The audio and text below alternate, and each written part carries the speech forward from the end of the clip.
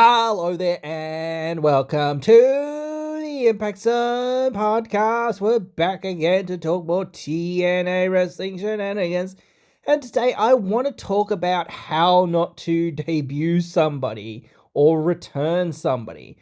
Because I think one of the worst things that you can do when you debut someone or you return someone a lot of the time is to debut them or return them into a faction or into a group or what have you.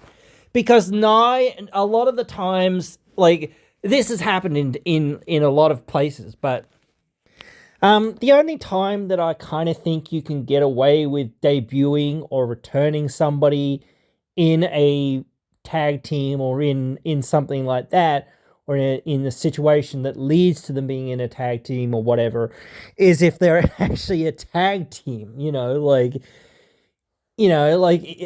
don't know, if you're gonna bring somebody in, this big debut or whatever else it is, it's like, if you're going to sit there and say, oh, well, they're just gonna join this faction or whatever, it's like, so what, type thing. Yes, you can sort of say, oh, well, this person has history with that person and this person and whatnot.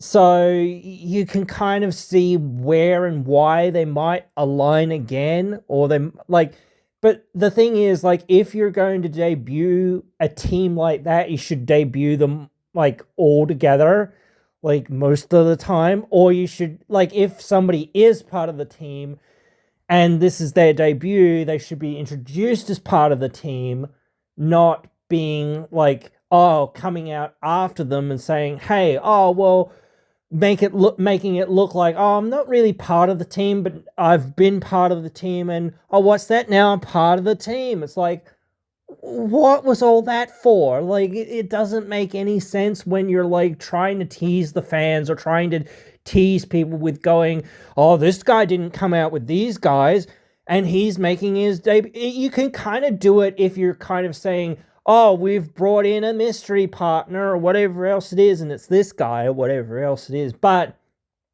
as I say, there's always exceptions. You can do things to get around this, but it's most of the time, if you're bringing somebody in, what do the fans kind of want to see? The fans want to see their favorites or whatever else it is. They're the people that, WWE has gone, we don't know what to do with you, or whatever else, or we don't think you're good enough, or whatever else it is, or same with AEW, or whatever else it is, or some young indie talent, or not young, but new indie talent that really hasn't got that, major spotlight yet, sort of thing, come in and say, okay, cool, who's this guy? Are we going to click with them? Are they going to excite us? Are we going to have fun? Are we going to go on this ride together? They want to see that. They want to see, something so that they can go, okay, well, where do we go from here? And what do we do next? And, they don't want to just see, oh, this guy's partnering up with these guys or whatever else it is type thing. They want, you can kind of do it.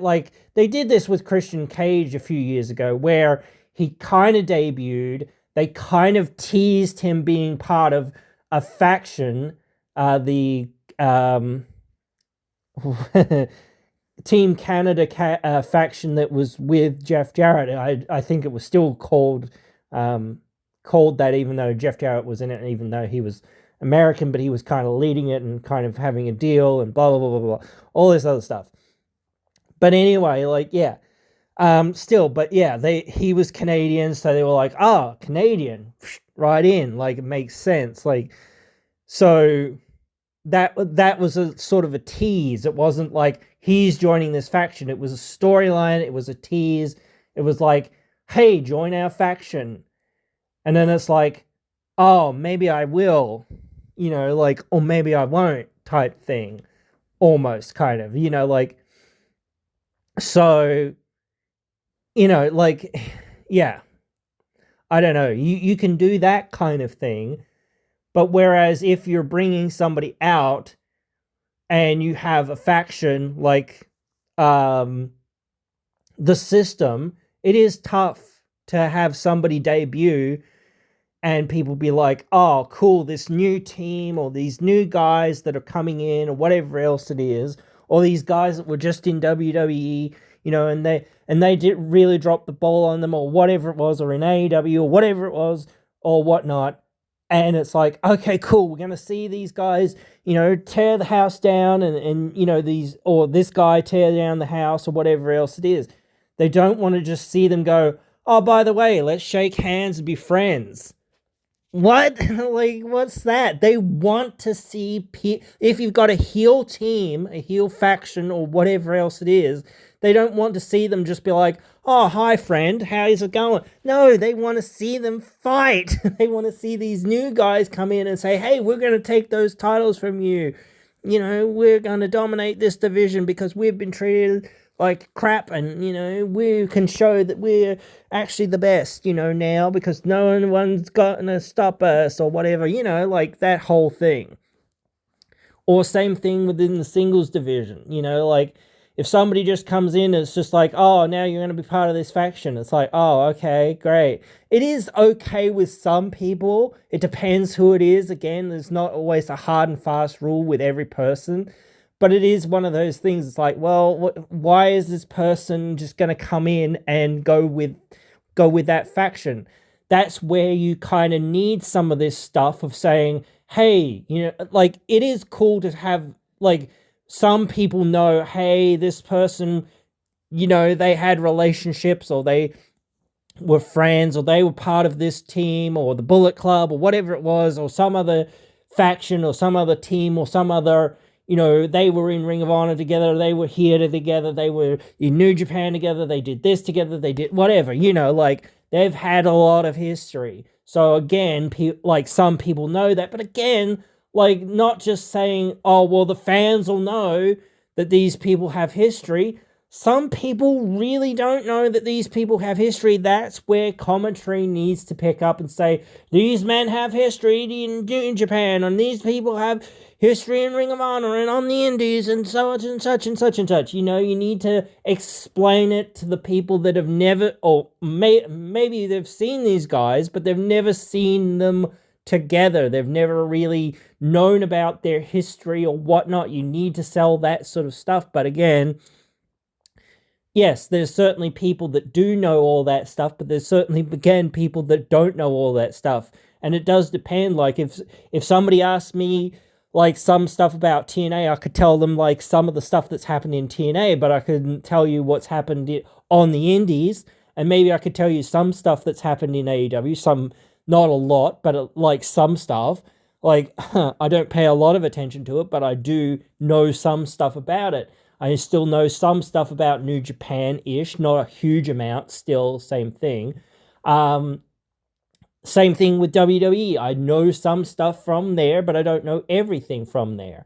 So I could tell you maybe some stuff that they may have done, but I can't give you the full picture. And that's where you need commentary. But you also need the wrestlers to articulate that sometimes and say, and not just go, oh, let's shake hands, You need to bring up all their history really quickly, like the highlights in the ring, and say, hey, why are we teaming up? Well, or whatever. We know each other. We've known each other for 10 years. We battled in the Super Junior Cup, blah, blah, blah. We did this, we did that, whatever it was, like, again, that's something that you should, like, if you're going to debut, and you're going to debut part of a team or part of a faction or whatever else it is, at least, like, if you do have that, and it's like, cool, whatever, maybe it'll work, I don't know. But then again, I still think,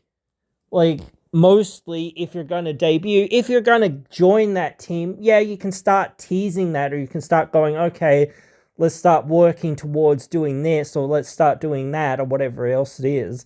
It's like, oh, okay, cool. But, like, actually what we need to do is take this, whole thing and say it's an angle, even if it's for one night or whatever it is.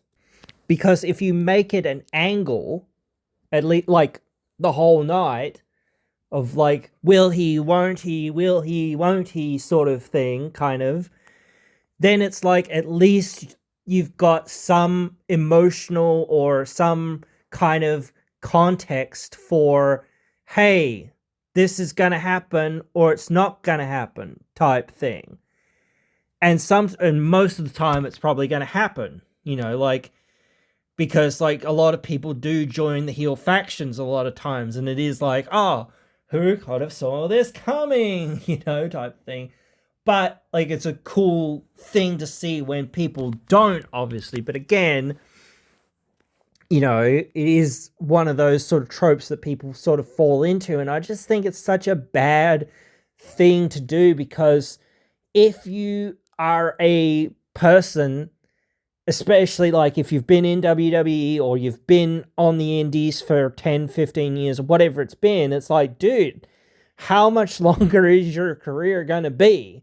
Like, you've been on the indies for 10 years and you probably only started when you were, 20 or 10, 18 or 20 or whatever it was.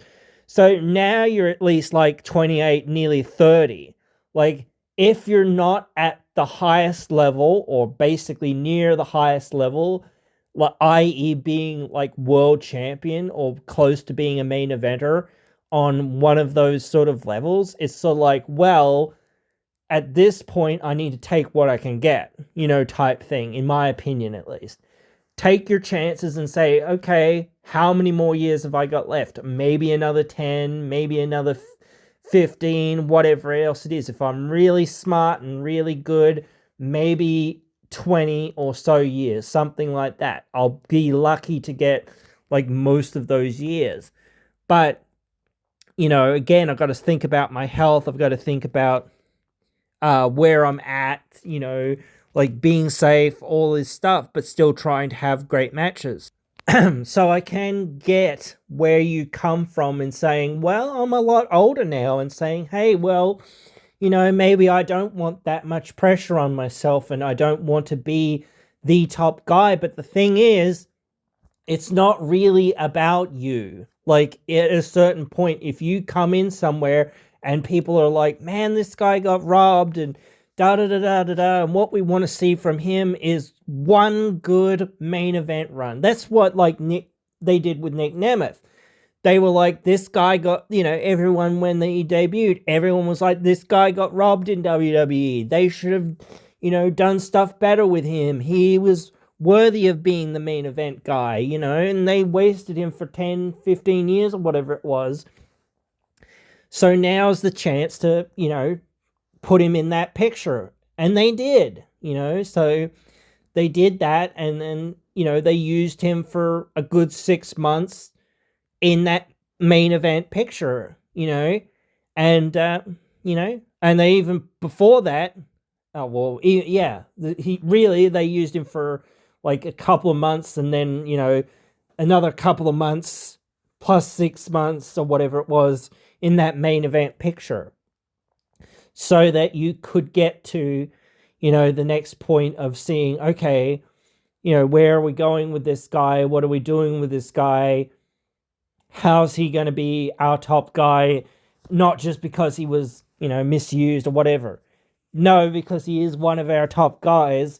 And hey, we need to kind of give him something, but we also need to give our locker room something, which is, hey, let's put you up against one of the guys that everyone was saying, hey, this guy should have been more. And let's put everyone onto that pedestal of saying, these guys are guys that, WWE would have missed on before, or don't know what they're doing or whatever, but we can capitalize on them because we've got more space and more time and less, maybe less big stars in some regards, but, like, they're still on that road to getting to that point. So again, when you're debuting somebody or returning somebody, if you're putting them in a faction or in a team like or whatever, it sort of deflates that debut or that return, because it's like, unless it's certain circumstances, unless it's like, oh well, this is one night only, or whatever else it is, or whatnot, like things like that. You can't just say, oh well, Jose, whatever. Here we go. You're going to be in this faction now for the next 6 months. What? Like, or whatever it is, or for till end of time, or whatever else it is. You can't just like keep thinking like, oh well, we'll put somebody in this faction. We'll put somebody in this faction when they debut. Where's the opposition to the faction then? You've got all these people in this faction, but you've got like 2 people or 3 people going against the faction. It's like, surely the faction will murder these people. Well, not murder them, but like they will murder these people because there's only like 2 of them. So what's going on? Or whatever else it is. It's just like, there's no level here of saying, well, let's get away from this, or let's do something else, or whatever else it is, and go in a different direction and just make more challengers. Because like, again, like if you have a faction, realistically there's only so many members to a faction that you kind of need. You need your tag team guys, kind of thing. You need your like world title or main event level guy. And then you need maybe one other guy that's sort of your heavy sort of guy, like sort of thing, like that's the right hand man sort of thing. And then maybe you can fill it out with like maybe one other extra guy that's sort of the jobber hand or whatever. So those would be the only people that would be ever in a faction. So it's like maybe 5 members at the most, maybe 6 members. Because otherwise it just starts becoming like, how many bloody people are in this bloody faction, and it just keeps going on and on and on forever. It's like, and like only a few of these people are going to be memorable, or going to be worth the time, or going to be worth the effort. So it's like, at a certain point we need to hone in and say, okay, no, we're not really focused on this person, or we're not really focused on that person that much. They're here, they exist, but like they're the jobber hand, or they're the more enhancement person, or like whatever else it is.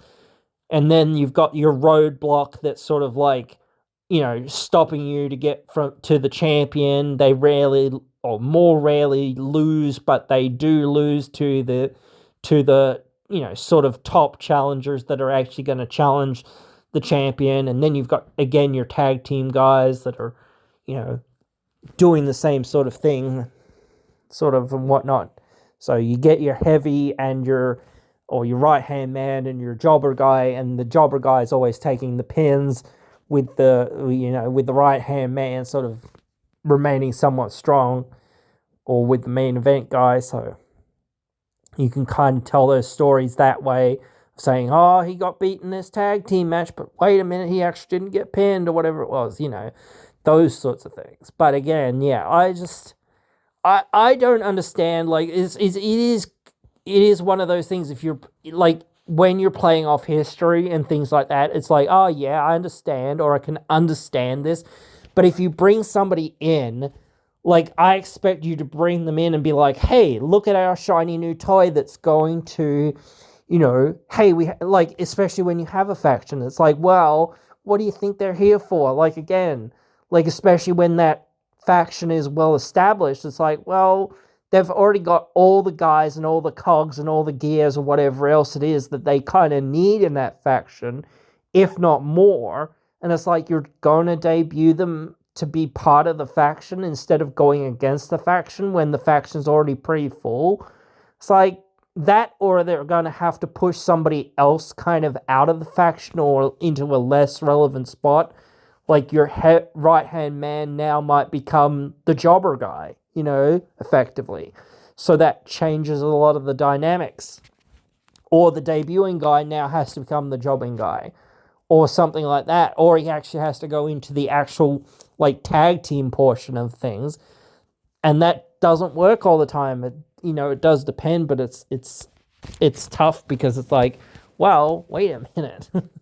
They're already an established tag team. You're gonna like change the whole dynamics of that tag team just to, like changing the whole dynamic. Well, not the whole dynamics, but some of the dynamics of the faction is one thing, but changing the whole dynamics of a already established tag team that's in a faction is also like, what are you doing? Like, it takes so much work for a tag team to kind of become a good unit that it's like, well, at that point, just leave them out of it. Like, they can be a part of the tag teams or tag with the tag team guys sometimes, but like, again, leave them out of it.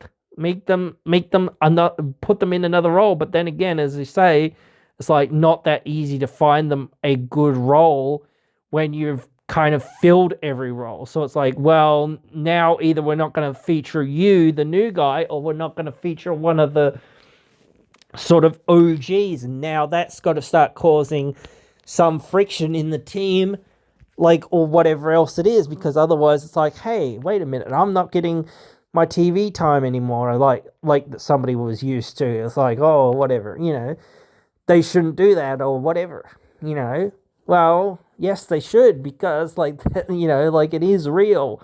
And again, when you've got like guys coming in and whatnot, not exactly taking your spot, it's like you're fighting for the same like crowd reaction once you're like fighting alongside them.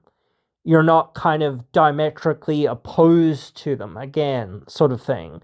So it's tougher because now if you're not going to make somebody like disband away from the team, or you're not going to have that twist or that turn of saying, oh, they actually, we're here to take them out or whatever else. They remembered, what they did on this night or whatever it was, or what, and things like that, or whatever it was, or, he's going to think for himself and he's sick of, the treatment that he got before, and he's here to make a statement and he's going to be the best, and blah, again, when you're fighting for the same reactions as everyone else, like that's like if you've got Joe Hendry and he's one of the most over people, it's like, if I'm a singles wrestler and I'm sitting there and I'm going, well, my job's really going to be hard now, because as a babyface, if I'm a babyface, I'm not really going to get much better than that, So it's time to think about going, hey, well, maybe I should be heel. Or, hey, well, I'm going to have to plug away for a long time while Joe Hendry's over there being the top guy. So I've got to find other things to do. I can't be the top guy while he's the top guy, and he can't be the top guy while I'm the top guy. Only one person can be the top guy, and we both shouldn't be going like against each other in that regard unless one of us is heel. And unless I want to, go down that route, like at this point, like, well, I might as well just wait or whatever it is and make sure, hey, I'm not competing with him, or I'm not competing with, I don't know, whoever's, whoever else is in that main event picture. Sometimes it's like when you're the next person to kind of challenge somebody, it's a bit different, but it's like, you're a new challenger or whatever. It's like, oh yeah, that's cool. You're going to challenge this person. That's cool, whatever. But yeah, like if you're there to be like, oh, this is to sort of not compete with Joe Hendry. When Matt Hardy came in and wrestled Moose, it was like, he's not really there to compete with Joe Hendry. He's there to be a stopgap guy to wrestle Moose, because Moose is the top guy, and then we're going to bring in Nick Nemeth, and he's still sort of a stopgap guy to, wrestle against Moose and all of this sort of stuff. So it's like these guys are just like here to help Moose get over, and that sort of thing or whatnot. He's the top guy, and he's where our focus is, like. So, but like, again, they got those other guys there, and they were like, okay, but now we've sort of filled out our roster a bit more. And here we have Jeff Hardy, and here we have this person, and here we have, that's why, like, again, Josh Alexander turned heel. That's why Nick Nemeth turned heel, was because, hey, like, not because they're going to be, well, not with Nick Nemeth anyway, being in the main event thus far, but like, or at least for now, it's like, well, right now, like, if you're looking at Nemeth being, being a heel, it's like, oh, well, that's more to do with, like, they need more heel teams, or they need more other opponents for other people in that division. And I think he wanted to do more tag team stuff than do the world title stuff, I think, and that. But I think that he was happy to kind of take it and kind of do the thing that they asked him to do, and whatnot, of being the champion and being the face of the brand, and carrying that responsibility. But I think he was like, yeah, I don't really want to go back to doing that much in some ways. Like, but again, he knew that he couldn't compete as a babyface with Hendry.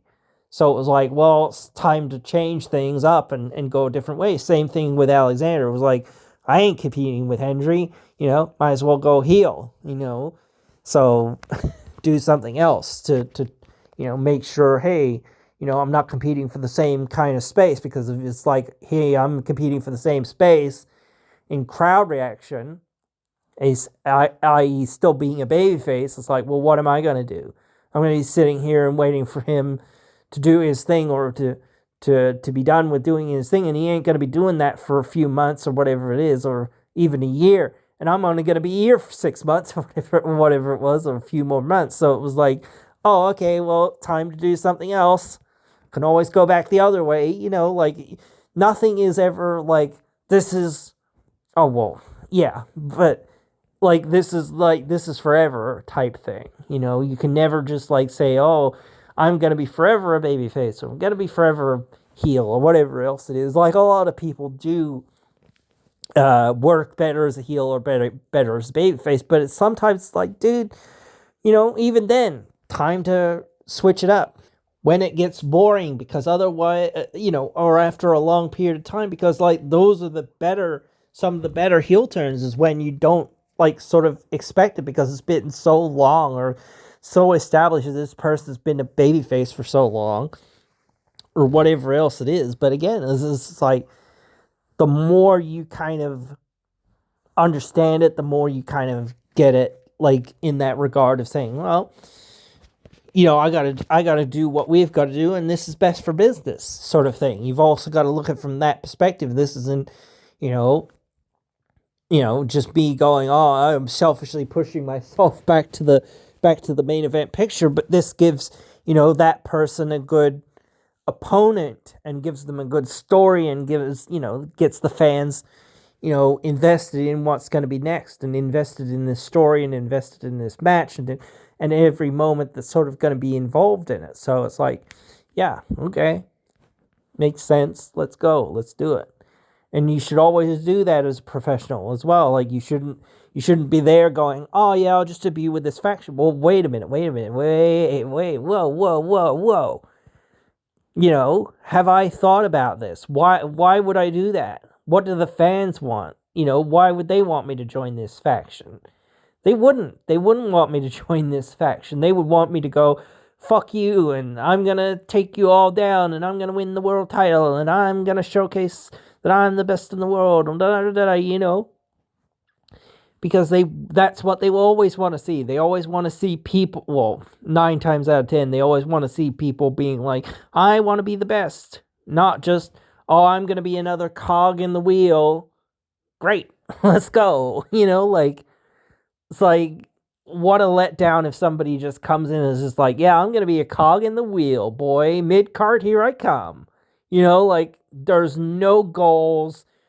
Like, there's no desires. There's no, like, well, actually, you know what? I want to be the leader of this faction or whatever. Like, you could try to do that, but it's like gonna be really tough. But again, yeah, I don't know. It's gonna be just one of those things that I don't know.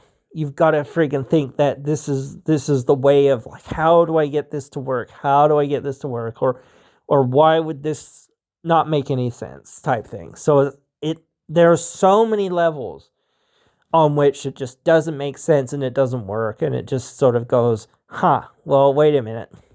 Let's not do this. Let's back up and say, wait, okay, let's do something else. Go in a different direction, or, maybe I'll come over here and I'll, do this, or I'll work a program. I might work a program in the mid-card debut for a mid-card role, or whatever else it is. But then, if I'm not, part of that faction, then it's not like, well, I'm fitting into the cog of that. I'm here. It looks like I'm here for myself, even if that role is in the mid card. Maybe I'll get to that next level at some point, or maybe I'll join that faction later on, or whatever else it is. But again, when you just go, oh, fit right in here and be another cog in the wheel, it's like, yeah, that makes, like, you just, like, automatically fall into that problem of being like, oh, I'm just another cog in the wheel.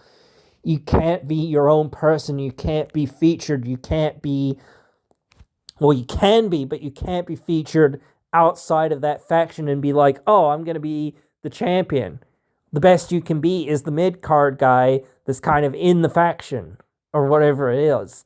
So that immediately pigeonholes you. Like, it could give you a story later to break out of the faction or whatever else it is. But you can still do that by debuting in the mid-card, and then it's like, oh, okay, and then maybe a few weeks later win the mid-card title or whatever else it is, and then go, here comes the faction and says, hey, we think you should join us, or, like, start a story rather than just blowing through months and months of going, will he, won't he, will he, won't he, or whatever else it is, or even one night of going, will he, won't he, will he, won't he, or even a week of going like that, of like going, oh, maybe I will, maybe I won't, we've got history, and explain it again. Always explain these things of saying, well, why would he join? Why wouldn't he join? Da da da da da da. They're friends, or they were friends, and they've known each other for years, and da-da-da. Don't just assume people know, oh, yeah, they're, not even their whole history, but just summarize some of their history, like, and this happened, and that happened, and this happened, and he might have forgot this, or he might not have forgot that, or whatever it was, but he might be forgiving, or whatever else it is, like, and that's water under the bridge. That was 10 years ago, whatever. You can't just assume that people, like, know all these relationships, especially, like, indie relationships. Like, if it happened in New Japan, or it happened, or, like, on a somewhat more major stage, maybe they'll know. But again, still, some people won't. But still, I know you guys get it. I've just got to come on here and talk about this stuff sometimes, because I do think it's crazy when people, or when companies or promotions or whatever debut people, and it's like, well, you really didn't think of this through, did you? Because, like, the fans don't want to see, this growing faction over here. They want to see people, fighting it out to be the best. They don't want to just see another person join the cog. So, but yeah, whatever. Hope you guys have enjoyed this one, and hope you guys will join me again in another one.